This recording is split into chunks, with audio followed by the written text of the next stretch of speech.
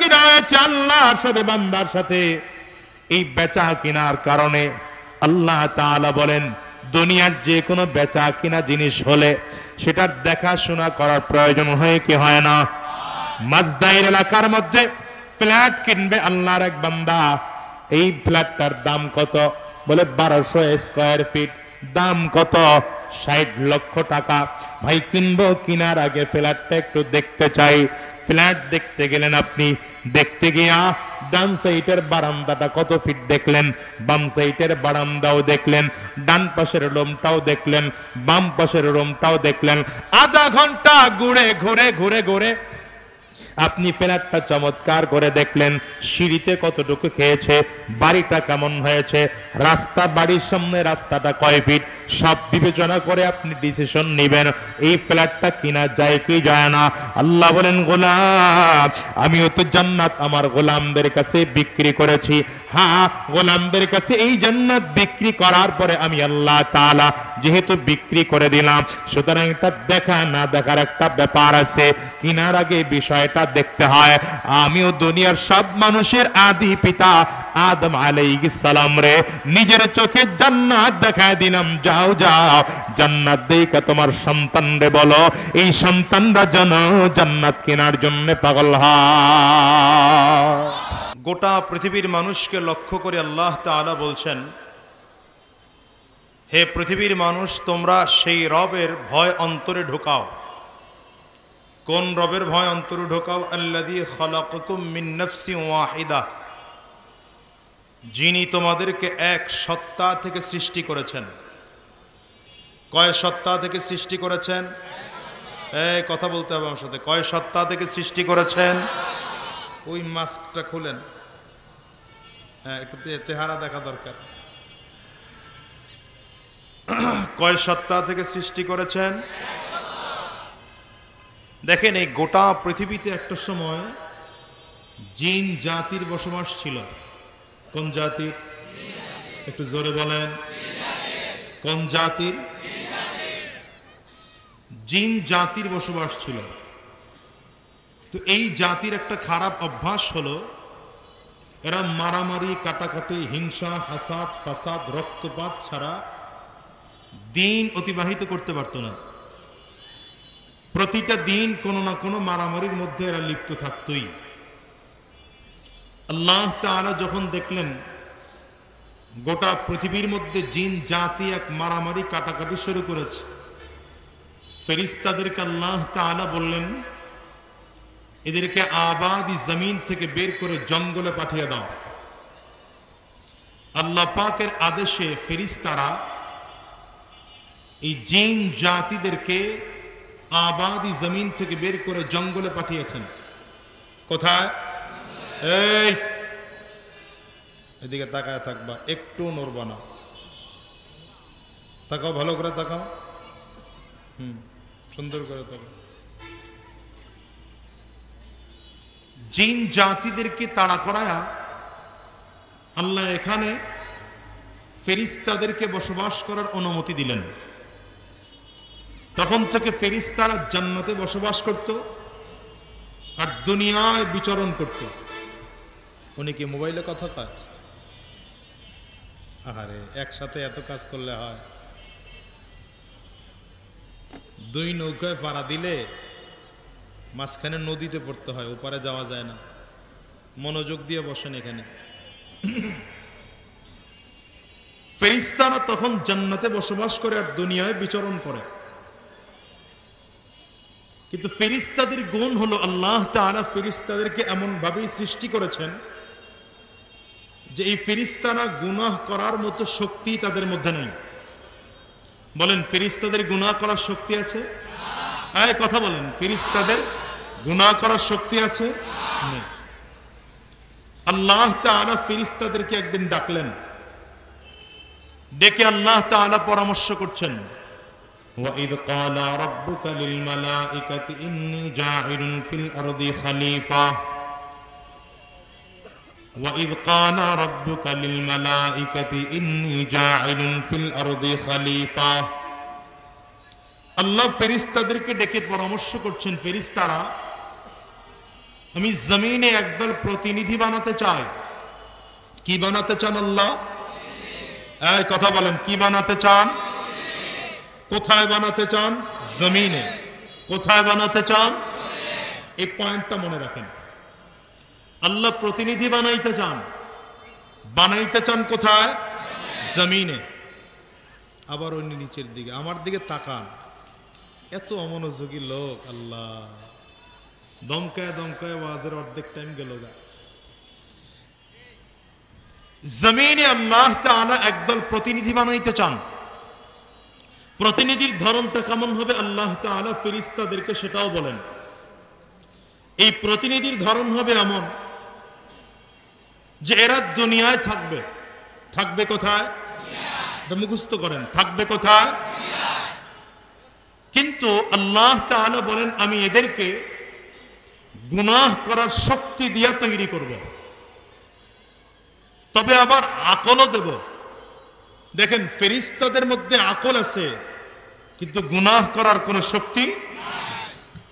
কিন্তু মানুষের মধ্যে আকলও আছে, গুনাহ করার শক্তিও আছে। আল্লাহ তাআলা বলেন আমি এদেরকে সৃষ্টি করব, এরা গুনাহ করার মতো শক্তি থাকবে। কোন গুনাহের কি মজা এটাও তারা বুঝবে। সুদের কি মজা এটা তারা বুঝবে। ঘুষের কি মজা এটাও তারা বুঝবে। জিনার কি মজা এটা তারা বুঝবে। মিথ্যা কথার কি স্বাদ এটা তারা বুঝবে। তবে হ্যাঁ, সাথে সাথে আমি আল্লাহ তাআলা আকলও দেব। কেন? যেন মজা বুঝার পরেও আমি আল্লাহর ভয়ে গুনাহ থেকে বেঁচে থাকতে পারে। জোরে বলেন। যদি আমার কোন বান্দা আমি আল্লাহর ভয়ে গুনাহ করার সকল শক্তি তার মধ্যে থাকার পরেও যদি গুনাহ থেকে বেঁচে থাকে, তো আল্লাহ তাআলা বলেন আমি ঘোষণা দিলাম ওয়ালাকাদ কাররামনা বনি আদম, ওয়ালাকাদ কাররামনা বনি আদম। আল্লাহ বলেন আমার কোন বান্দা যদি গুনাহ করার শক্তি থাকার পরেও গুনাহ করে না, অন্যায় কাজ থেকে বিরত থাকে, জাহান্নামের ভয়ে, গুনাহের আযাব থেকে, আযাবের ভয়ে, গুনাহ থেকে বেঁচে থাকে, আল্লাহ বলেন এই মানুষটার জন্য আমি ঘোষণা দিয়ে দিলাম এই মানুষটা পৃথিবীর সকল মাখলুকাতের চেয়েও দামি, এমনকি ফেরেশতার চেয়েও মানুষটা দামি।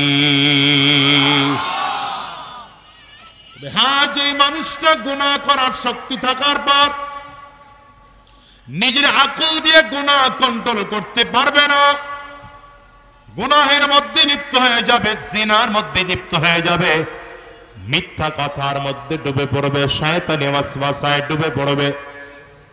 আল্লাহ বলেন আমি আল্লাহ তাদের জন্য ঘোষণা দিলাম উলাইকা কাল আনআম বাল হুম আযাল, উলাইকা হুমুল গাফিলুন।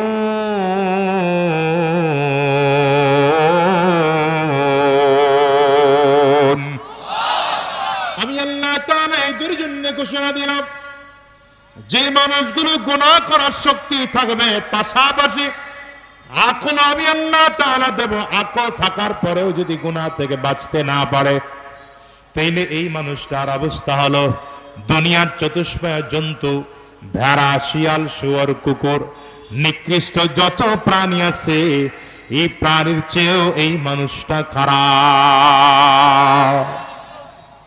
প্রশ্ন হলো, গুনাহ করার শক্তি দিয়েছেন আল্লাহ, আকলও দিয়েছেন আল্লাহ, এই গুনাহ করলে পশুর চেয়ে নিকৃষ্ট হয় কি করে? এবার বুঝেন, পশুর মধ্যে আকল আছে? কথা কয় না। পশুর মধ্যে আকল আছে? আকল নেই, কিন্তু গুনাহ করার শক্তি আছে কি নাই? পশুর মধ্যে রাগ নাই, হিংসা মানুষের মধ্যে আছে, পশুর মধ্যে আছে। রাগ মানুষের মধ্যে আছে, পশুর মধ্যে আছে। লোভ মানুষের মধ্যে আছে, পশুর মধ্যে আছে। যৌন চাহিদা মানুষের মধ্যে আছে, পশুর মধ্যে আছে। কিন্তু পশুর মধ্যে কি নাই? আকল নেই, বলেন না। পশুর মধ্যে কি নাই? আকল নেই। এখন কোন মানুষের মধ্যে আকল থাকার পরেও তার কাজ যদি পশুর মতো হয়, তার কাজ যদি গাধার মতো হয়, তার কাজ যদি কুকুরের মতো হয়, তাহলে সেই মানুষটা জানোয়ারের মতো না। আল্লাহর কোরআন বলে বালহুম আদাল, তার চেয়েও নিকৃষ্ট। বুঝে না কথা? ঠিক, কিন্তু বিপরীত দিক হলো ফেরেশতাদের মধ্যে গুনাহ করার কোনো শক্তি নেই, মানুষের মধ্যে গুনাহ করার কি আছে? শক্তি আছে। ফেরেশতাদের মধ্যে গুনাহ করার শক্তি নেই, এজন্য ফেরেশতারা গুনাহ করে না। মানুষের মধ্যে গুনাহ করার শক্তি আছে, এরপরেও যদি মানুষটা গুনাহ করে না, তাহলে সেই মানুষটা ফেরেশতার চেয়েও, বুঝলেন না এটা? কেমনে? আমি মাঝে মাঝে উদাহরণ দেওয়ার জন্য বলি, বোঝানোর জন্য। মসজিদের ইমাম সাহেব ঘুষ খায় না, আর থানার পুলিশ ঘুষ খায় না। বলেন তো, যদি এমন হয় যে থানার পুলিশ ঘুষ খায় না আর মসজিদের ইমাম ঘুষ খায় না, দুইজনের মধ্যে আল্লাহর বলি কে বেশি? চুপ করে বয়ে রয়েছে সব। স্টেজে যারা বইছে হেরা জীবনেও কথা কইব না, হেরা এমনি বয়ে রয়েছে। সব মুরব্বী তো কিছু কইতেও পারি না। হ্যাঁ, থানার পুলিশ ঘুষ খায় না, মসজিদের ইমামও ঘুষ খায় না। বলেন আল্লাহর বলি কে এই দিক থেকে? এই দিক থেকে আল্লাহর কাছে প্রিয় কে? কেন? ইমামের কাছে তো ঘুষ আসেই না, খাবে কোত্থেকে? কথা কয় না? ইমামের কাছে ঘুষ আসে? বছরে একটা অফার পায় ঘুষ খাওয়ার। কিন্তু থানার পুলিশ ও 24 ঘন্টা থাকেই তো ঘুষের মধ্যে, ও থাকেই ঘুষের মধ্যে। কিন্তু যদি থানার পুলিশ এমন হয় যে না, থানার পুলিশ ঘুষ খায় না, তাহলে বুঝতে হবে এই দিক থেকে আল্লাহর কাছে ইমামের চেয়েও থানার পুলিশ আল্লাহর কাছে প্রিয়। কেন বলেন তো? কারণ কি? কারণ ইমামের কাছে ঘুষই আসে না, থানার পুলিশের কাছে ঘুষের অভাব হয় না, ঠিক না? ঠিক তেমন যার কাছে গুনাহ করার শক্তি নাই, সেই গুনাহ করে না, এটা পুরস্কার পাওয়ার যোগ্য না। কিন্তু যার কাছে গুনাহ করার যোগ্যতা সব আছে, যদি মানুষটা গুনাহ করে না, তাহলে সেই মানুষটা পুরস্কার পাওয়ার যোগ্য। আরেকটু উদাহরণ দিলে ভালো করে বুঝবেন। আচ্ছা, 3 বছরের একটা বাচ্চা, কয় বছরের? ভাই কথা কয় না? 3 বছরের বাচ্চা 20 বছরের এক যুবতী মেয়েকে একা পেয়ে, আলাদা ক্রমের মধ্যে পেয়ে, জিনা করার সুযোগ পাইয়া 3 বছরের বাচ্চাটা জিনা করে নাই, বলেন কোন পুরস্কার আছে? কেন? 3 বছরের বাচ্চার মধ্যে জিনা করার শক্তি তো নাই, গুনাহের স্বাদই বুঝে না, ঠিক না? কিন্তু যদি এমন হয় 25 বছরের যুবক, কত বছরের? 25 বছরের যুবক 20 বছরের যুবতীকে পেয়ে জিনা করার সুযোগ থাকা সত্ত্বেও জিনা করে নাই, বলেন এই যুবক পুরস্কার পাওয়ার যোগ্যতা রাখে কি রাখে না? কেন? পুরুষের শক্তি আছে, 25 বছরের যুবকের জিনা করার শক্তি আছে, এরপরেও যখন কারো ভয়ে জিনা করে নাই, তার মানে এই ছেলেটা পুরস্কার পাওয়ার যোগ্যতা রাখে। ফেরেশতাদের মধ্যে তো গুনাহ করার শক্তি নেই, এজন্য ফেরেশতারা গুনাহ করলেও করতে পারবে না, চাইলেও গুনাহ করতে পারবে না, এজন্য তাদের পুরস্কারের কথা বলা হয় নাই। কিন্তু মানুষ তো গুনাহ করার শক্তি দিয়েই আল্লাহ বানাইছেন, চাইলে গুনাহ করতেও পারে, চাইলে গুনাহ থেকে বাঁচতেও পারে। যদি মানুষ আল্লাহর ভয়ে গুনাহ থেকে বেঁচে থাকে, এই মানুষটা আল্লাহর কাছে ফেরেশতার চেয়েও দামি। বুঝেন নাই? এখন আল্লাহ তাআলা বলেন এই গুণগুলো দিয়া আমি মানুষ বানাইতে চাই। ফেরেশতারা আল্লাহর কাছে কয়, ক্বালু আতাজআলু ফিহা মান ইউফসিদু ফিহা আতাজআলু ফিহা মান ইউফসিদু ফিহা ওয়া ইয়াসফিকুদ দিমাআ ওয়া নাহনু নুসাব্বিহু বিহামদিকা ওয়া নুকদ্দিসু লাক قال إني أعلم ما لا تعلمون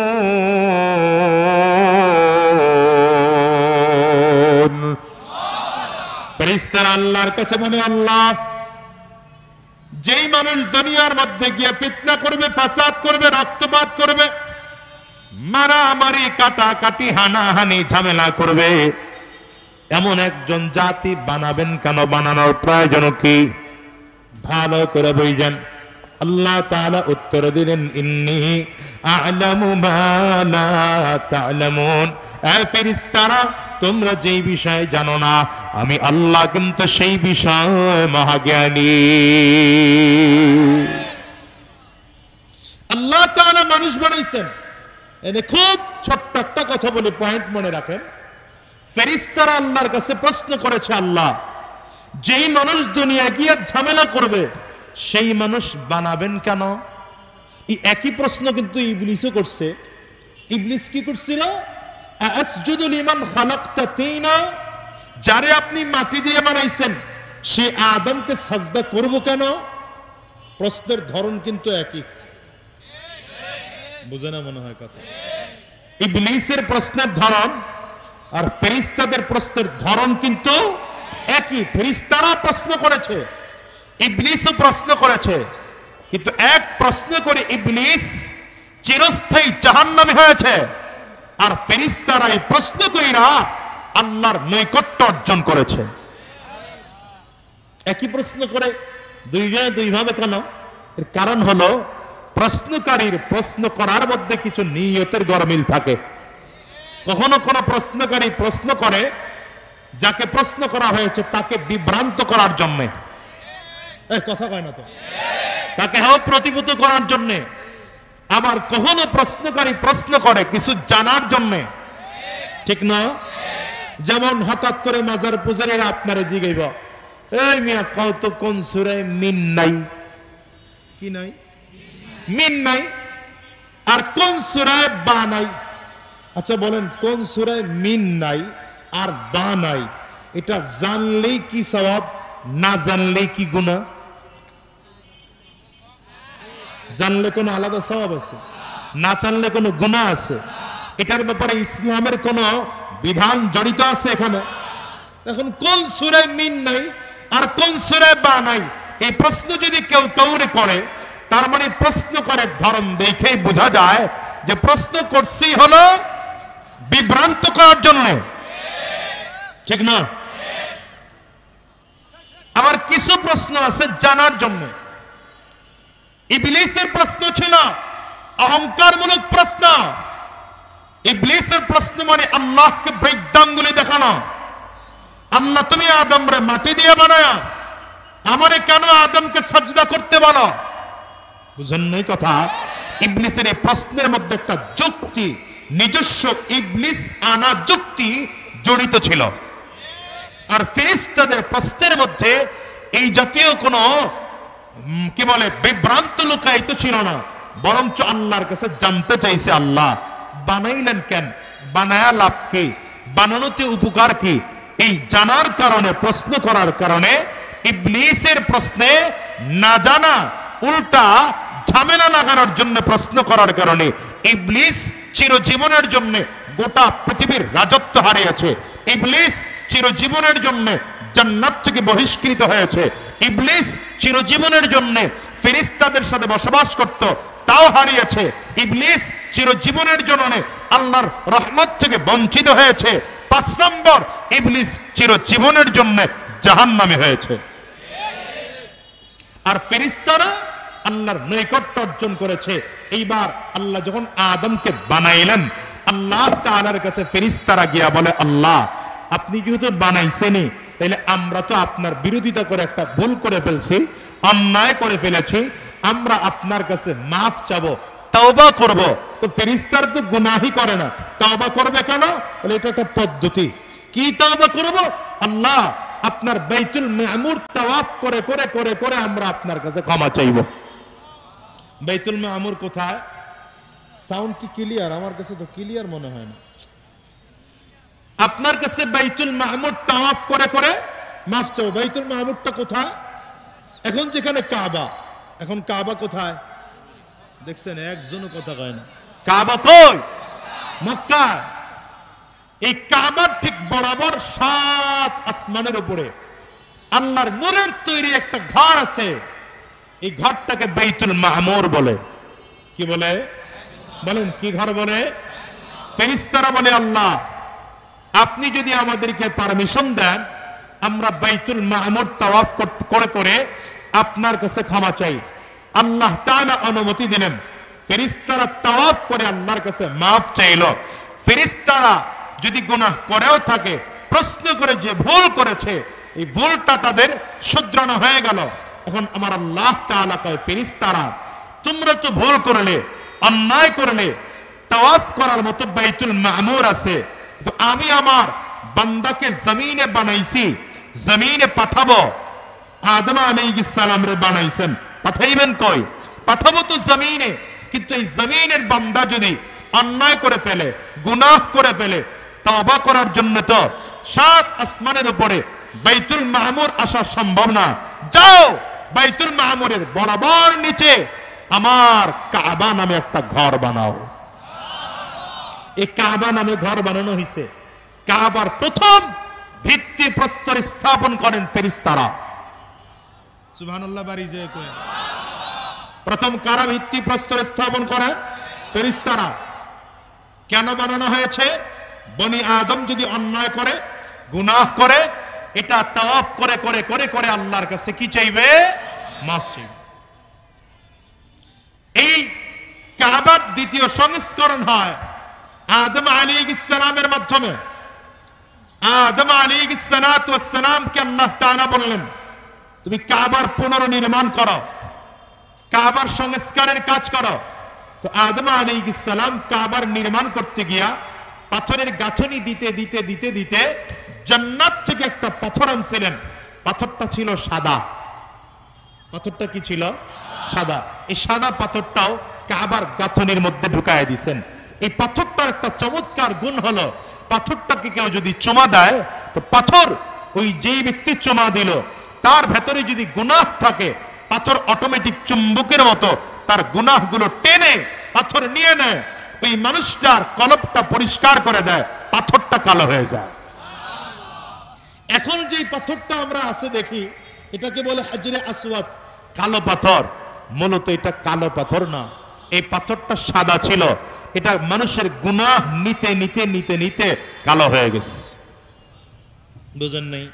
তো আল্লাহ তাআলা আদম আলাইহিস সালাম রে বানাইয়া পাঠাইবেন দুনিয়ায়। কোথায় পাঠাবেন ভাই? কথা বলেন, কোথায় পাঠাবেন? দুনিয়ায়। দুনিয়ায় পাঠানোর জন্য আবার আল্লাহ তাআলা কাবা নির্মাণ করলেন, অথচ আল্লাহ বানাইয়া রাখলেন জান্নাতে। রাখলেন কই? বলে না তো, বলে না তো, রাখলেন কই? জান্নাতে। কেন রাখলেন? খুব ভালো করে এই জায়গাটা বোঝা দরকার। বানাইলেন দুনিয়ার জন্য, প্রস্তুত করাইলেন দুনিয়া, অথচ আল্লাহ তাআলা বানাইয়া জান্নাতে রাখলেন কেন? এর 2 থেকে 3টা উত্তর আমি আপনাদেরকে দেই, এগুলো মুখস্থ রাখেন। 1 নম্বর হলো, আল্লাহ তাআলা আদম আলাইহিস সালামকে বানাইয়া জান্নাতে রাখার কারণ হলো গোটা পৃথিবীর মানুষ যেন ভুলে না যায় যে আমার বাড়ি জান্নাতে। এটা যেন ভুলে না যায়। কারণ বাবার বাড়ি যদি খান বাড়ি হয়, ছেলের বাড়ি কই? এই যে কথা কয় না, বাবার বাড়ি খান বাড়ি, ছেলের বাড়ি? বাবার বাড়ি চৌকিদার বাড়ি, ছেলের বাড়ি? হ্যাঁ, বাবার বাড়ি যদি কি বলে চৌধুরী বাড়ি, ছেলের বাড়ি। তা আমাদের আদি পিতাকে জান্নাতে রেখা আল্লাহ বুঝাইতে চাইলেন, আমি আমার তোমাদের আদি পিতারে জান্নাতে রাখলাম, যেন ভুলে না যাও। যদিও দুনিয়ায় গিয়েছ, দুনিয়ায় বেশি দিন থাকা লাগবে না, অল্প কয়েকদিন থাকবা। এটা শেষ করে আবার আমি আল্লাহ তোমার বাড়িতে, তোমার বাবার প্রত্যেক ভিটায় তোমাদেরকে ফিরায় দেব। 1 নম্বর কারণ। 2 নম্বর কারণ হলো, হ্যাঁ রে, আল্লাহ কোরআনে বলেন, ইন্নাল্লাহা আশতারা মিনাল মুমিনিনা আনফুসাহুম, ইন্নাল্লাহা আশতারা মিনাল মুমিনিনা আনফুসাহুম ওয়া আমওয়ালাহুম বিআন্না লাহুমুল জান্নাহ। আমার আল্লাহ তাআলা বলেন, আমি মুমিনদের কাছে জান আর মালের বিনিময়ে তাদের কাছে জান্নাত বিক্রি করেছি। তাইলে জান্নাত আমাদের কাছে আল্লাহ বিক্রি করেছেন, আমরা জান্নাত কিনে নিয়েছি। জান্নাত বিক্রি করেছেন কে? আঙ্গুলটা উঁচা করে চিল্লায় জোরে বলেন। জান্নাত আমাদের কাছে বিক্রি করেছেন কে? কিনলাম কারা? বলেন না। ক্রেতা আমরা, বিক্রেতা আল্লাহ। জান্নাতের বেচা কিনা হয়েছে আল্লাহর সাথে, বান্দার সাথে। এই বেচা কিনার কারণে আল্লাহ তাআলা বলেন, দুনিয়ার যে কোনো বেচা কিনা জিনিস হলে সেটার দেখাশোনা করার প্রয়োজন হয় কি হয় না? মাজদাইর এলাকার মধ্যে ফ্ল্যাট কিনবে আল্লাহর এক বান্দা। এই ফ্ল্যাটটার দাম কত? বলে 1200 স্কয়ার ফিট। দাম কত? 60 লক্ষ টাকা। ভাই কিনবো, কিনার আগে ফ্ল্যাটটা একটু দেখতে চাই। ফ্ল্যাট দেখতে গেলেন আপনি, দেখতে গিয়া ডান সাইডের বারান্দাটা কত ফিট দেখলেন, বাম সাইডের বারান্দাও দেখলেন, ডান পাশের রুমটাও দেখলেন, বাম পাশের রুমটাও দেখলেন। আধা ঘন্টা ঘুরে ঘুরে ঘুরে ঘুরে আপনি ফ্ল্যাটটা চমৎকার করে দেখলেন। সিঁড়িতে কতটুকু খেয়েছে, বাড়িটা কেমন হয়েছে, রাস্তা, বাড়ির সামনে রাস্তাটা কয় ফিট, সব বিবেচনা করে আপনি ডিসিশন নেবেন এই ফ্ল্যাটটা কিনা যায় কি যায় না। আল্লাহ বলেন, গোলাম আমিও তো জান্নাত আমার গোলামদের কাছে বিক্রি করেছি।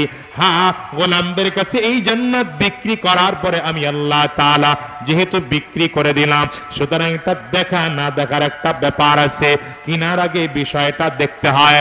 আমিও দুনিয়ার সব মানুষের আদি পিতা আদম আলাইহিস সালাম রে নিজের চোখে জান্নাত দেখায় দিলাম। যাও যাও, জান্নাত দেখে তোমার সন্তানরে বলো, এই সন্তানরা যেন জান্নাত কেনার জন্য পাগল হয়। বলবেন হুজুর, তাইলে আমরা সবাই মিলেই তো জান্নাত কিনতে চাই। আল্লাহ তাআলা আমাদের আদি পিতা একারে কেন জান্নাত দেখাইলেন, আমাগরে কেন দেখাইলেন না? আমাগরে দেখানোর দরকার না, কথা কয় না। ক্রেতা আমরা সবাই, অথচ আল্লাহ দেখাইলেন শুধুমাত্র আমাদের আদি পিতারে। কেন দেখাইছেন এর বড় কারণ আছে। নারায়ণগঞ্জ যুব সোসাইটি মিলে 100 জন লোক তৈরি হয়েছে। 100 জন মিলে এরা কক্সবাজার ঘুরতে যাবে। 100 জনই গাড়ি ভাড়া করতে যায় না 2-3 জন মিলে পাঠায়? আপনারা 2 জন যান, গিয়ে যেই গাড়িটা পছন্দ করে রিজার্ভ করবেন, আমরা সেটাতেই রাজি আছি। হ্যাঁ, কেন? 100 জনের মধ্যে গাড়ি ভাড়া যে ভালো বুঝে,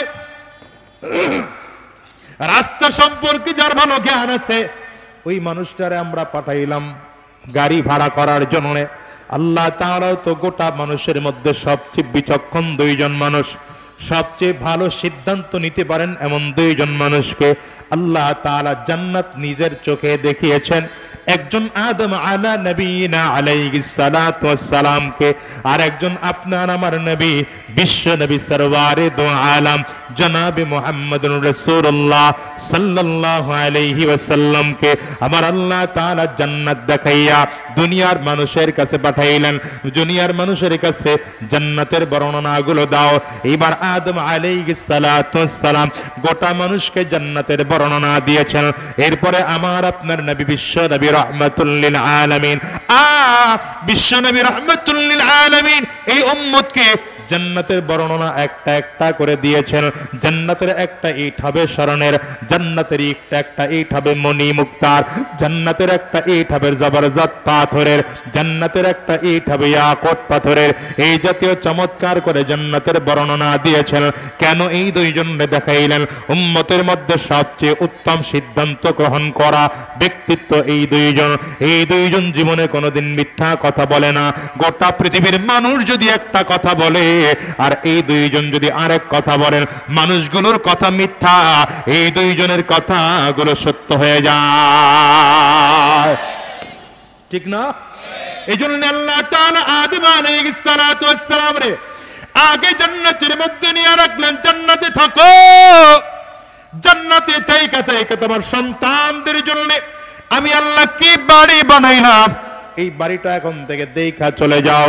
3 নম্বর কারণ হলো নাস্তিকরা মুসলমানদেরকে গালি দেয় অন্ধবিশ্বাসী বইলা। অন্ধবিশ্বাসী মানে আমরা না দেখে বিশ্বাস করেছি। এবার বলেন, আমাদের আদি পিতা জান্নাত দেখে আসছেন, আমাদের নবী জান্নাত দেখে আসছেন, এই দুইজনের দেখা মানে গোটা পৃথিবীর লক্ষ লক্ষ কোটি কোটি মানুষের দেখা। আমরা নবীর দেখা বিশ্বাস করি, আদম আলাইহিস সালামের দেখা বিশ্বাস করি। নাস্তিকদের জবাব আল্লাহ দেওয়ার জন্য দুইজনকে স্বচক্ষে দেখিয়েছেন। এখন বলেন তো, আমাদের এই দুইজন দেখার কারণে আমরা অন্ধবিশ্বাসী না দেইকা বিশ্বাসী? যদি বলেন দেখার জন্য সবার দেখার প্রয়োজন, তাইলে বলবে আমেরিকা, এখানে অনেক মানুষ আছে দেখেন নাই। আমেরিকা নামে একটা দেশ আছে, সবাই দেখছেন? কয়জন দেখছেন? হাত তুলেন। ওই খুঁজলে একজনও পাওয়া যায় না, ঠিক না? আমেরিকা আছে, একজনও দেখেন নাই, কিন্তু বিশ্বাস করেন কিনা বলেন না? চায়না আছে, দেখছেন নাকি আপনারা? চোখ দিয়ে কয়জন দেখছেন? পুরো নারায়ণগঞ্জে খুঁজলে অল্প কয়েকজন পাওয়া যাবে, কিন্তু বিশ্বাস করেন কি করেন না বলেন না? রাশিয়া আছে, বিশ্বাস করেন কি করেন না? কেন? দুই একজন দেখাই আমারে বলছে তো জান্নাত আছে, আমরা বিশ্বাস করি, জাহান্নামও আছে বিশ্বাস করি, কারণ আমাদের আদি পিতাকেও আল্লাহ দেখাইছেন, আমাদের নবীকেও আল্লাহ তাআলা দেখাইছেন। আমার নবী জীবনে কোনোদিন মিথ্যা কথা বলেন না। সবচেয়ে সত্য কথা বলনেওয়ালা তোমার আমার নবী, ঠিক কিনা আওয়াজ করে বলো? তোমার আমার নবীর চেয়ে সত্য কথা বলার মতো দুনিয়ায় কোনো মানুষ নাই। গোটা মানুষ যদি এক রকমের কথা বলে, আমার নবী যদি আরেক রকমের কথা বলে, আমার নবী